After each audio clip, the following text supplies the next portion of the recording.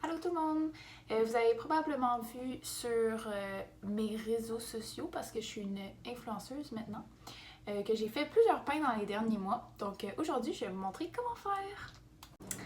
En fait, la recette de pain qu'on va faire aujourd'hui, c'est une recette que ma maman aime beaucoup. C'est une recette de pain artisan avec une grosse croûte qui ne requiert pas de pétrissage.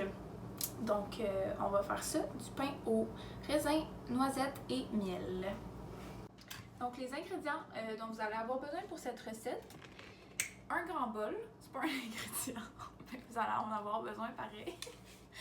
Des tasses à mesurer, une cuillère en bois robuste, une petite hache pour hacher les noisettes et un petit bol. C'est pas les ingrédients, là je m'en vais dans les ingrédients. Avec de la farine, des raisins. Moi, j'aime bien utiliser des gros raisins de Thompson. À peu près un quart de tasse de noisettes entières ou déjà hachées, mais moi, je vais les hacher moi-même. De la levure instantanée ou de la levure active, sèche.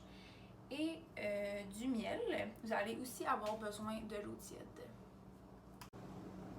La première étape, ça va être de mesurer une tasse et demie d'eau tiède que j'ai pris directement du robinet et on va la placer dans le petit bol qu'on a préparé.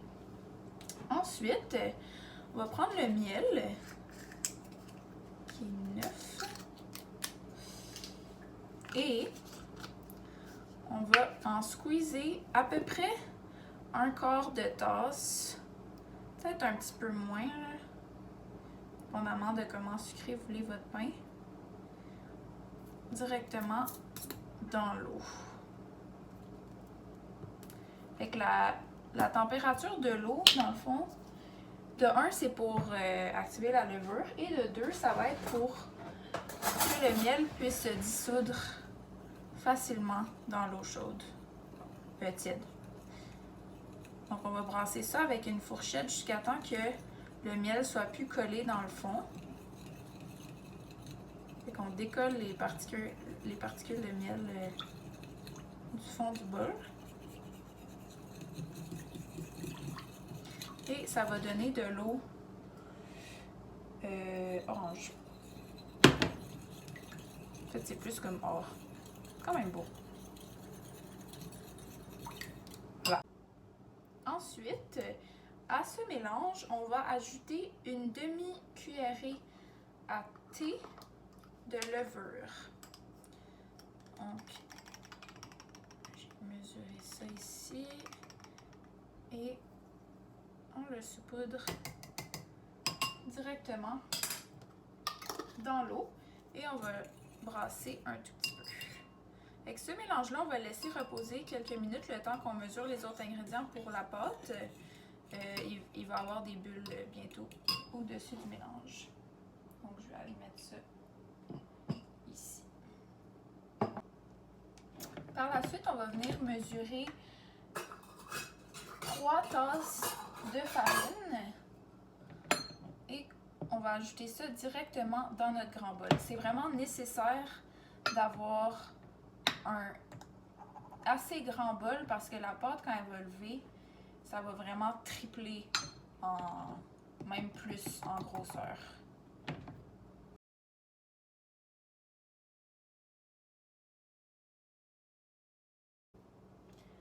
Donc voilà, j'ai mis ma farine.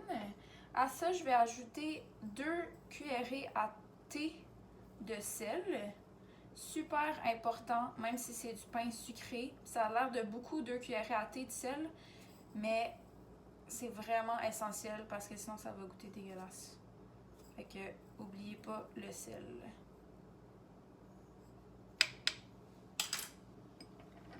Ensuite, ce que je vais faire, c'est que je vais prendre mes noisettes et je vais venir les hacher juste en deux, ou hacher grossièrement, là, parce qu'on veut quand même qu'il y ait des morceaux dans le pain.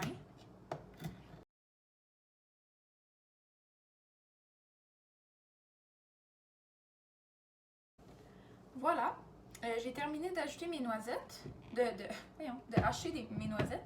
Je vais les ajouter maintenant dans le mélange de farine et de sel. Et je vais ajouter à peu près une demi-tasse de raisin de Thompson dans mon mélange aussi. Ensuite, je vais m'assurer de brasser tout ça pour que le sel soit uniformément réparti. Oups, j'en mets partout. Pour que le sel soit uniformément réparti et les raisins soient décollés.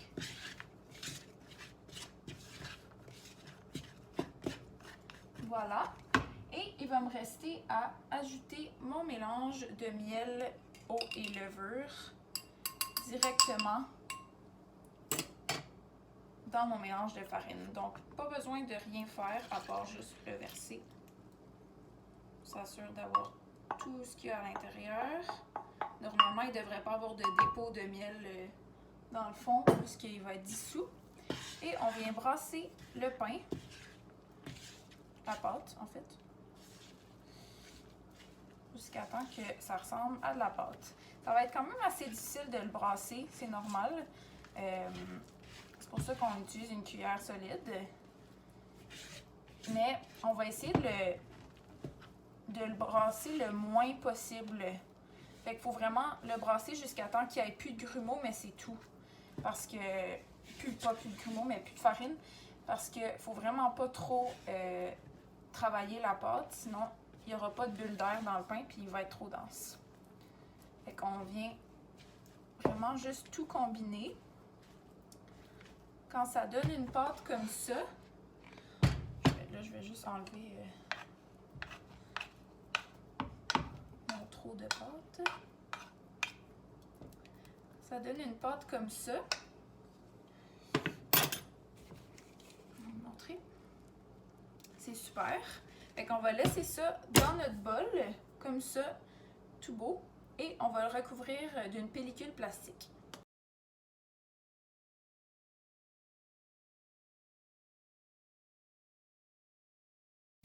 Et voilà.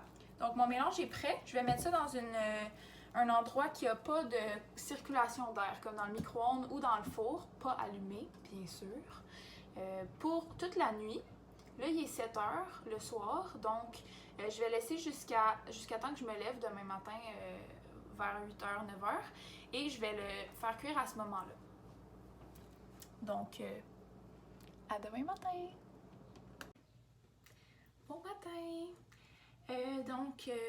Il est présentement 9h30, donc mon pain il a été dans le four, pas allumé, pendant presque 14 heures, même 15 heures. Donc, je vais le sortir tout de suite. Désolée pour ma voix du matin. Donc, et voilà ce que ça donne.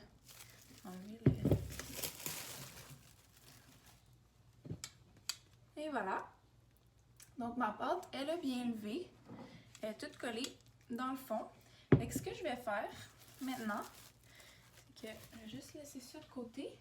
J'ai sorti ma cocotte ici, que je vais mettre directement dans le four vide avec le couvercle.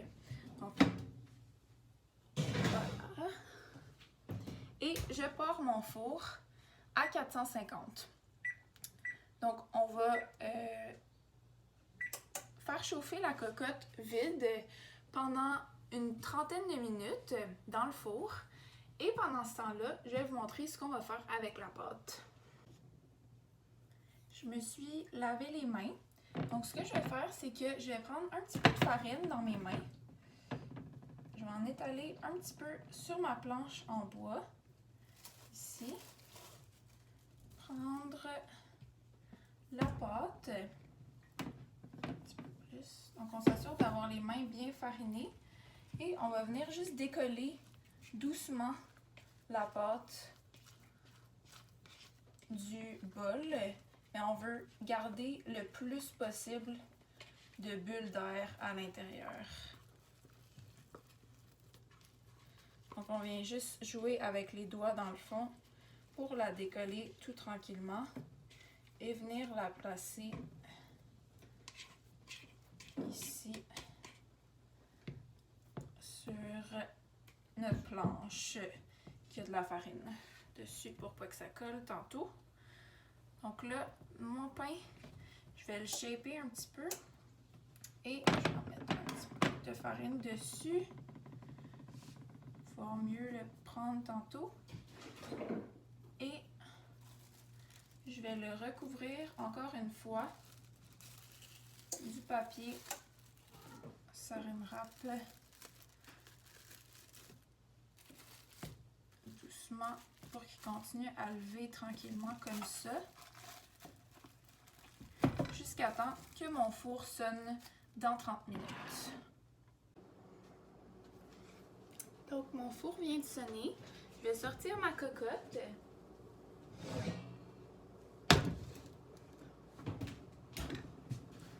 Et voilà.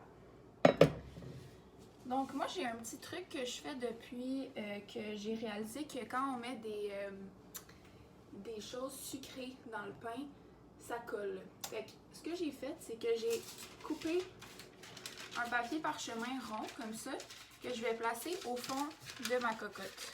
Normalement, quand vous faites du pain blanc ou une autre sorte de pain qui n'a pas de miel dedans ou qui n'a pas de raisin, ça ne va pas coller. C'est sûr que non si votre cocotte a été maillée à l'intérieur.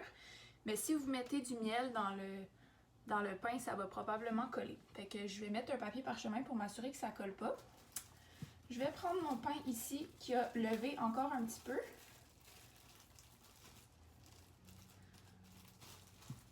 Et voilà. Je vais mettre de la farine sur mes mains pour pas que ça me colle dans les mains. Et je vais venir prendre le pain délicatement et le placer dans la cocotte en faisant attention de ne pas me brûler les mains sur le bord. Donc voilà.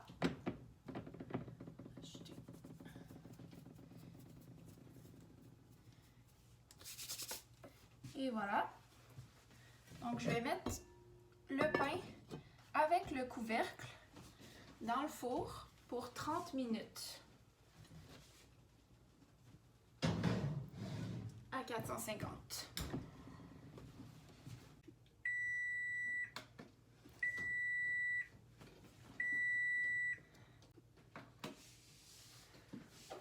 Donc ça fait 30 minutes que le pain est dans le four.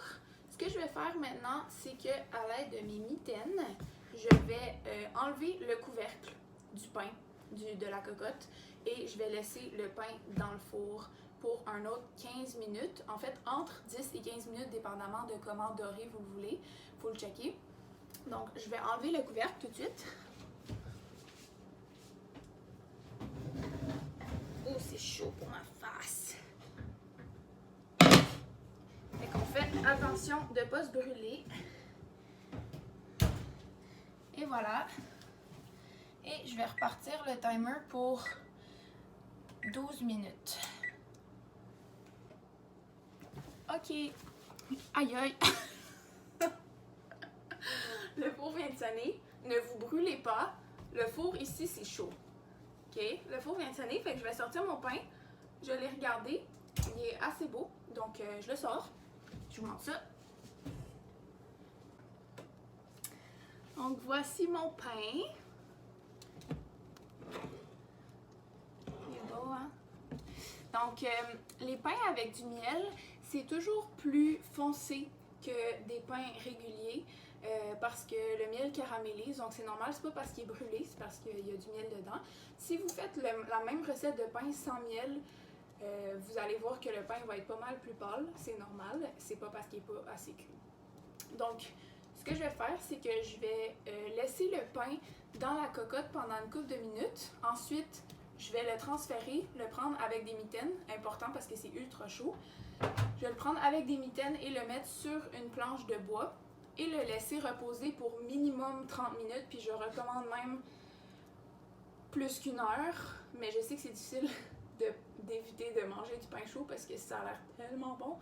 Mais idéalement, il faudrait le laisser reposer le plus longtemps possible parce que le pain continue de cuire à l'intérieur de la croûte qui est assez dure comme vous pouvez entendre. Donc, hey, ça c'est le son de la joie! Oh, c'est chaud! Fait que, miam miam miam, une bonne croûte croustillante. Donc, on laisse sur la planche de bois pour minimum 30 minutes. Le plus longtemps que vous pouvez attendre, évidemment. Et ensuite, on peut le trancher. Donc, ce pain-là, il se garde à température ambiante pendant quelques jours. Sinon, vous pouvez le mettre dans le frigo ou le congeler si vous ne prévoyez pas de le manger tout de suite. Je vous conseille de le congeler tranché. Déjà, comme ça, vous pouvez juste vous sortir une petite tranche le matin et la faire réchauffer dans le toaster. Bonne journée!